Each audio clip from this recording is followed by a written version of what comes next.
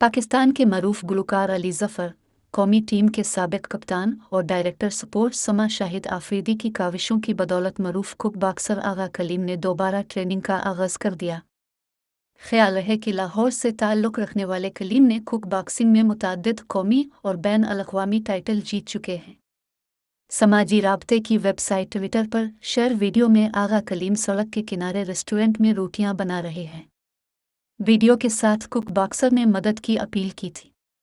ये वीडियो सामने आने के बाद डायरेक्टर स्पोर्ट्स समा टीवी शाहिद आफरीदी ट्वीट को रीट्वीट करते हुए लिखा कि हम ये जिम्मेदारी उठाने के लिए पूरी तरह तैयार हैं और इंशाअल्लाह आपके करियर को आगे बढ़ाने के लिए आपकी मदद करेंगे। साबिक़ कप्तान ने आगा कलीम को मशवरा देते हुए कहा कि Shahid Afridi foundation megastar league तक रसाई हासिल करो जो इसी मकसद के लिए बनाई गई है।